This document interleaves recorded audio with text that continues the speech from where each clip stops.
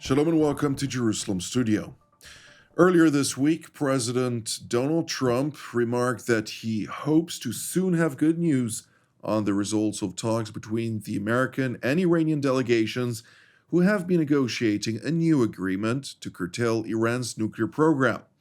President Trump appears to be optimistic, which could be based on status reports he is getting, or perhaps it is just a tactic to blame the other side if the talks collapse and military action, either by Israel or the US or both, becomes the preferred or inevitable option. Iran's foreign minister has complained about items in the news recently describing Israeli drills in anticipation that such action may indeed be taken.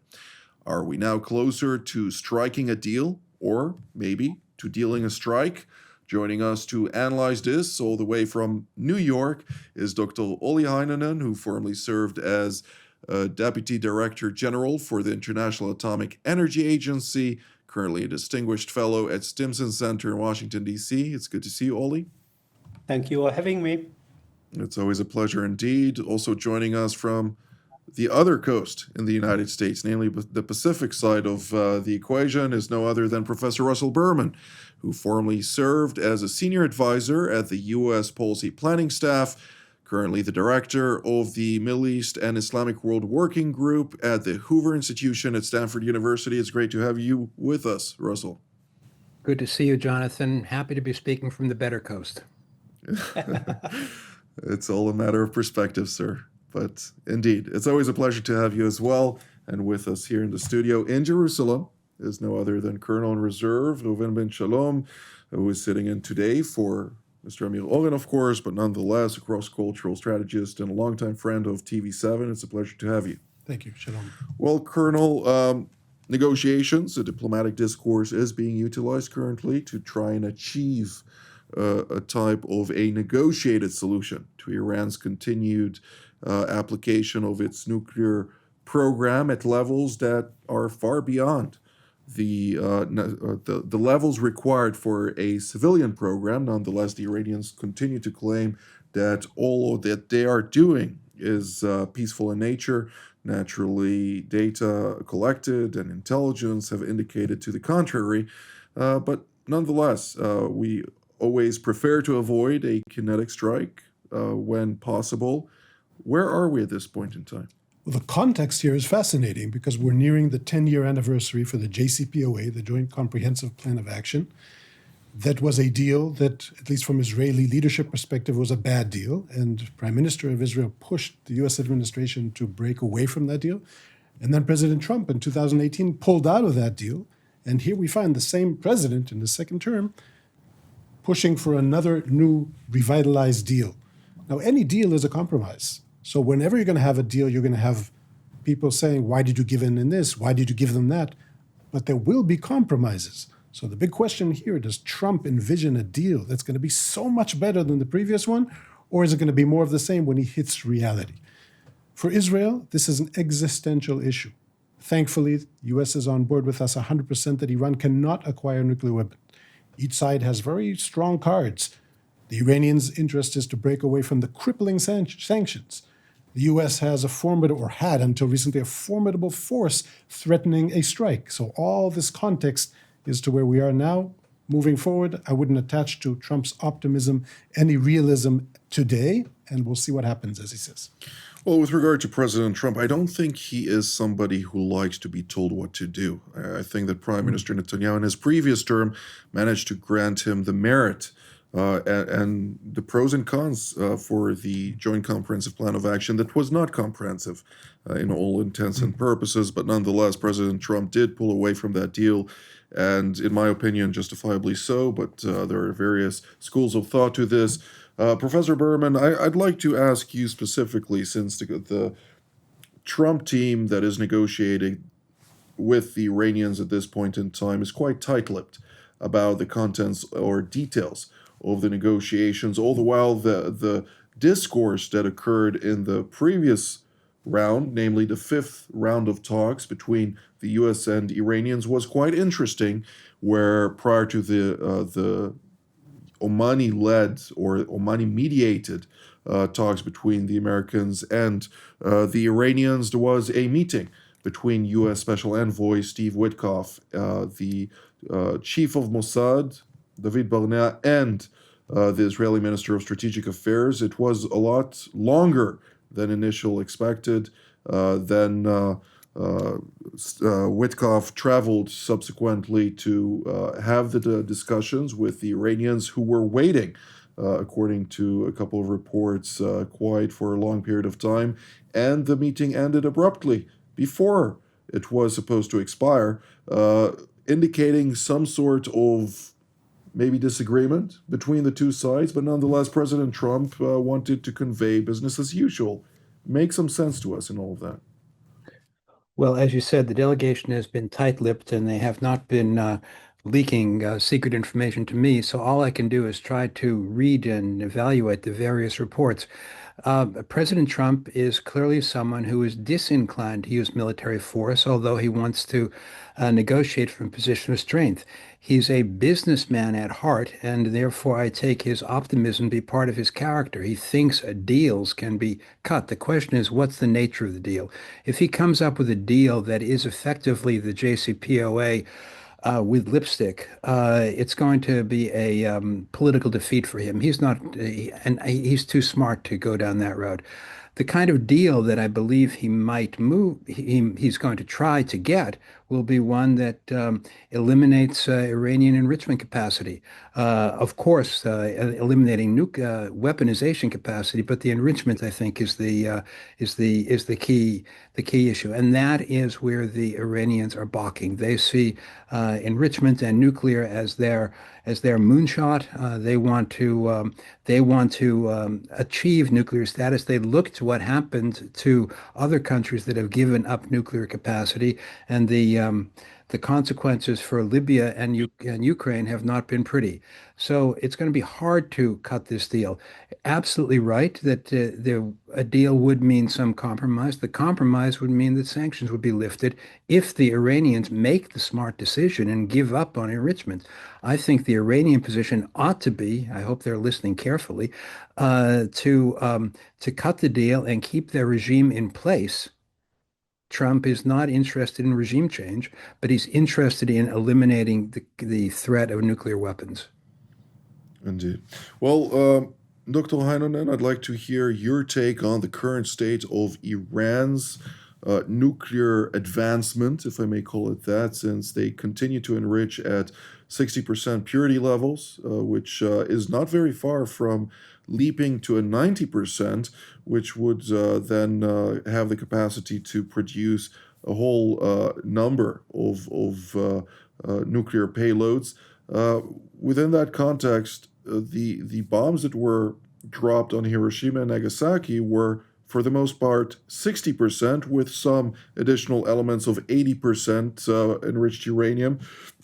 Does that indicate that the Iranians could pretty much break out at any point in time and reach such a dumbed down version of a nuclear weapon? Thank you. I don't think that there's any reason for Iranians to dump down. They are now in 60% level, and by just modifying few cascades, half a dozen cascades, they can produce in a 1 week time enough material for the first weapon, using this 60% as a feed. So I think that if they do it, they do it. Whether they do it in Fordo or Natanz, I doubt it, because if they are pushed to do it, they do it in a secret place, the way they started to build in 2004, the Fordo. And it will be difficult to find, because the centrifuges, they probably have enough in stock, experience they have. So we have a problem in hand. But at the same time, one has to think, what do you really negotiate here? Because actually Iranians, as Berman said, want to maintain their enrichment capability, because this is their leverage. This is how they create the threat. Threat together with their missile program, particularly short and long-range missiles, which can threat various countries and US bases in the Middle East. So I think that they feel strong at this point of time with this threat. And that's why they want to maintain it. And there are a few choices here. Certainly, in ideal case, just dismantle all the centrifuges and don't install new ones for, let's say, for some period of time until Iran has shown that it complies fully with its international undertakings and has built the confidence in the region that it has no plans for nuclear weapon. That might be a bit hard to reach, but I think this should be the goal. Then the other one is the one which Iranians are talking in public, that yes, we would like to maintain the enrichment, and we just set the upper limit like it was in the JCPOA. That doesn't solve from other side anything, because it's so short time that you can enrich 5% enriched uranium to 90% in a secret place. So I think that is probably also out of question, even with a limited capacity. And I think maybe someone even wants to maintain 20% enriched uranium by claiming that this will be Tehran research reactor and these new research reactors under the construction. So we have a variety of things. And the leverage here is from the US and others is the sanctions. They are biting. And the second is perhaps some of the things which has changed in the Middle East, like less threat perhaps from Hamas and other Yemenis, Houthis or Hezbollah. But this we don't know exactly how US and others are able to comply with those. So this is where we are, and there are a lot of choices.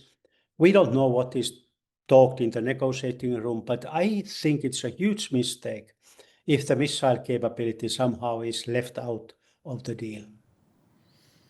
And yet, the Iranians keep saying, when we're talking about ballistic missile technology or any type of things related to that, are out of the question, let alone enrichment, which from the Iranian regime's perspective is a non-starter when we're talking about negotiations, something that the Trump administration has quite vocally highlighted as its red line. Are we expected to see a full fuel cycle at any cost from an Iranian perspective, despite the consequences that may occur? I don't think you can say anything at any cost as far as the Iranians are concerned.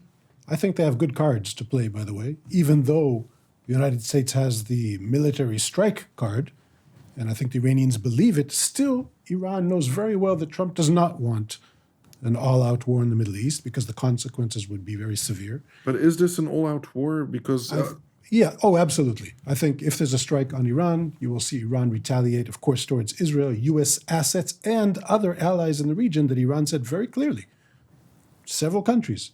If this happens, and if your territory is utilized by Israel and the Americans or both, you're going to bear the consequence. But they said it also after the strike on the 26th of October and realized that if they continue, they may lose the regime. I think we learned throughout this war that when something happens, it reaches a certain threshold where Iran has to respond, and it does. It can press a button and launch hundreds of ballistic missiles. By the way, that in itself I don't think is existential for us. We know how to shoot many of them down. It's not the end of the world. But we just have to assume that that's what's going to happen. It could be that this will be the smart move to do, because right now we're in a place where Iran says, no, we want enrichment.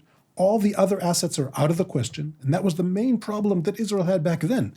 We said you're dealing only with nuclear, leaving all the other issues, and Iran is wreaking havoc throughout the Middle East. Now look, if the sanctions are taken off now, and I believe that is the course that the deal is going to go, they're probably going to give in a lot in the nuclear issue, by the way, maybe not telling us about some of it, and for that they're going to be compensated by raising the sanctions, giving them a huge economic boost, and they will be able to revitalize their proxies, a huge problem for the region.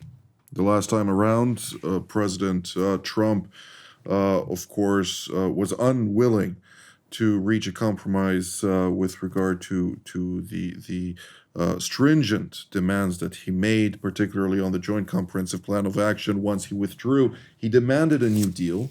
He wanted that new deal, but the Iranians were so reluctant to show any type of concession that ultimately it brought about one of the most crippling sanctions regimes against any regime in the history of the United States, particularly when we're talking about also secondary sanctions and other aspects that were relayed on the Chinese were then also very concerned about the consequences thereof. But Professor Berman, I'd like to hear your understanding from what we just heard from both Dr. Heinonen and Colonel Ben Shalom. The Iranian regime has concerns about defending its own territory. This goes back to the trauma of the Iran-Iraq War. In the meantime, they've lost their insurance policy of Hezbollah, and they're losing Hamas. The Shia militia in Iraq have been are less of an issue as they've been in the past. The Houthis remain, of course. Nonetheless, the regime must see itself as vulnerable. It is going to have to decide whether it pursues a security strategy of insisting on nuclear effectively, or whether it could, as I've suggested before, do a U-turn. It should break with China, break with Russia, and come over to the United States, revert to the foreign policy pre-1979, and be part of a modern Middle East. They could, in that context, keep their dictatorship. They could be as democratic as Saudi Arabia, that is to say, not very much, but they could cease being a belligerent spoiler in the region and partake in prospects of prosperity. I doubt that the Iranian regime is prepared to do that, but that would be the logical route I would recommend to them. That would be potentially the only pathway for them to survive as a regime. Again, unless they continue the course of action that they do, and somehow manage to play chicken with the Trump administration and reach a different conclusion than what seems to be quite apparent, and that is American resolve to ensure that the Islamic Republic does not attain nuclear weapon capabilities. Of course, everything is possible, but nonetheless, I'd like to double down with you, Professor Berman, on that.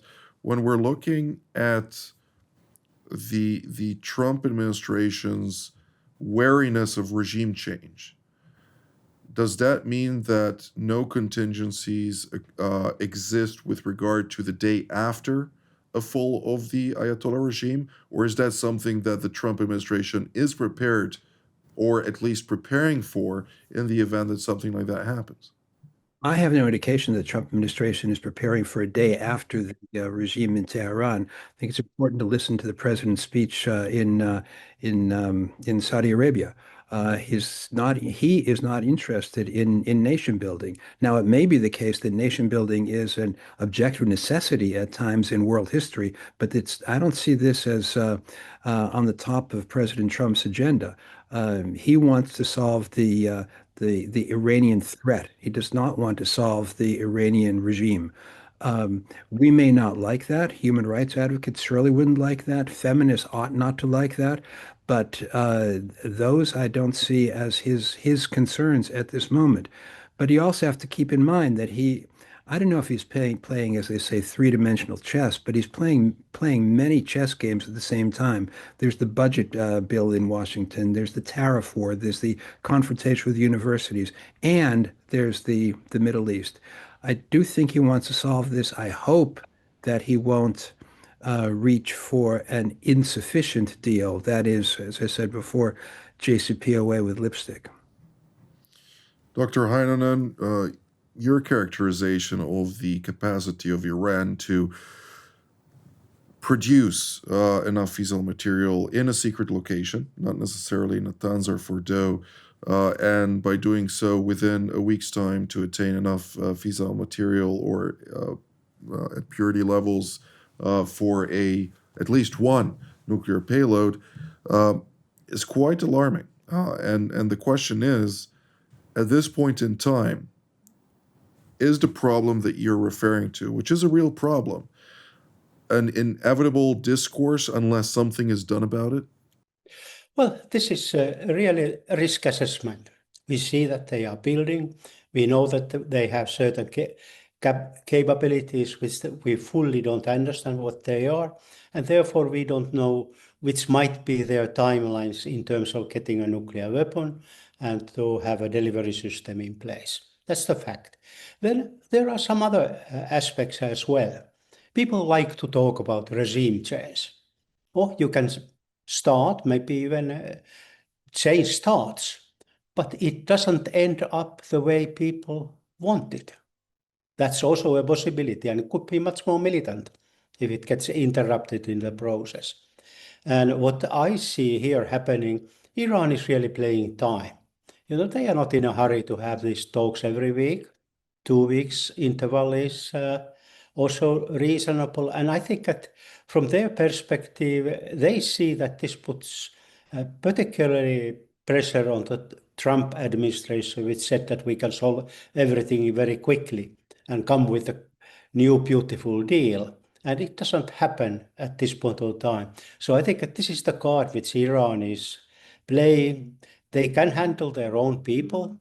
They are certainly patient enough. And they try to squeeze the maximum benefits, keep the nuclear program alive, and get relief in sanctions to some degree. And then go from there and to see what else happens in the Middle East and have still this current role to play. Buying time, though, to what end? Since naturally we see the reports of Israel preparing for quite some time now, also in concert with U.S. Central Command and other operational commands with regard to a potential kinetic strike, or the other option, so to speak, which Trump naturally does not favor but has pledged would be the secondary discourse if diplomacy fails. And we see the Iranians sending the document, communique to the International Atomic Energy Agency, saying that if Israel does that, there are going to be also a string of consequences, and the Ayatollah regime is also going to hold the United States responsible legally as well as by other means. Yes, that's true. But we have to also to remember the obligations of Iran under the NPT Safeguards Agreement. They have to provide IAEA with access to those fissile materials. And I think that here probably China and Russia may not love a move that IAEA is entirely blocked away of access and knowledge where these fissile materials are. They may be deep underground, much deeper than today, distributed to several places, so it will be very difficult to eliminate them. But I don't think that they go that far very easily that they just block entirely the IAEA access, because it means practically a little bit same as North Korea in early 2003, early 2000s, that they are slowly going away from NPT. And I don't think that these other countries look that development with any support, because it has consequences in the Middle East also for the other countries and their future plans. Indeed. Well, in any event, we do know that during the last trip by U.S. President Donald Trump to the Gulf, his first official foreign trip, of course, it came after his visit to the Vatican in Rome to participate in the funeral of the previous Pope. But nonetheless, he agreed to sell the Kingdom of Saudi Arabia with a nuclear program, not including a complete fuel cycle.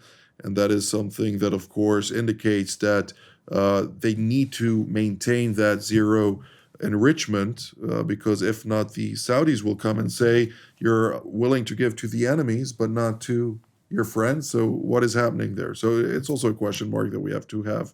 But nonetheless, we have less than 3 minutes, less than 2.5 minutes at that. Briefly, what are we to expect in the near period of time? We'll actually start with you, Professor Berman. So you're asking me to do prophecy. I'm not that good at it. There are two options, really, though. One is that there's some breakthrough in the negotiations. I don't see the Trump team caving. Maybe the Iranians will come to their senses and compromise. Alternatively, there'll be some kinetic action by Israel or by the United States and Israel. Prophetic enough. Dr. Heinonen? I think that these negotiations continue for a foreseeable future. I don't think it's in the interest of US to bail out at this point of time. and Iran takes maximum from this delay. And I think that's what we are going to see, and they hope that burden moves slowly to the US side and not their side. Colonel Ben Shalom, when we're talking about the Israeli perspective, naturally, Israeli Prime Minister Benjamin Netanyahu came out and stated that Israel would agree to a deal. From his perspective, use a deal with Iran as positive that does not include enrichment, something the Iranians have, of course, stated time and again it's a non-starter. But from your perspective, in 1 minute, what are we to see in the next week or so? To continue what you said, the Israeli perspective will be a very tough red line. And he said it very clearly. It's all dismantled. I think he even said, blow it all up under U.S. supervision. I want to remind everyone that Iran's goal is not nuclear weapons. Iran's goal is long-term vision, strategic. They have patience. This is just one of their tools. And they could go to a deal now where puts that on hold for 5 years, and it's fine, and they'll still promote their ultimate goal. It could be that they'll tell us they're putting it on hold, but they'll have a clandestine mission to continue this. They may be fooling us. If we war game this, I think we're going to a nuke, to a strike, to a kinetic strike, because it will be in everyone's interests ultimately. Well, time will tell. But nonetheless, I'd like to thank Professor Russell Berman, Dr. Olli Heinonen for all of your insightful analysis for today, as well as Colonel Ben Shalom, of course. And I'd like to thank all of you at home as well. Until our next edition of TV7's Jerusalem Studio, from here in Jerusalem, Shalom.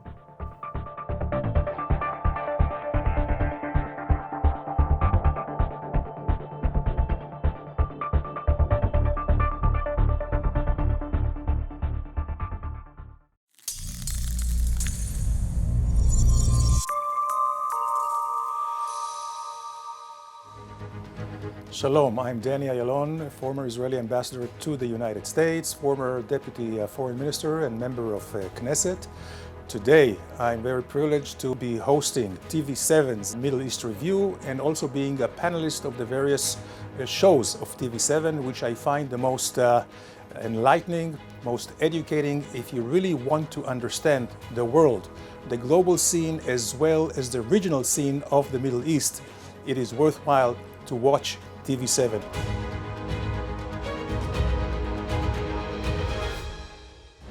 For more of TV7 Israel's productions and editorials, we invite you to visit our website at www.tv7israelnews.com.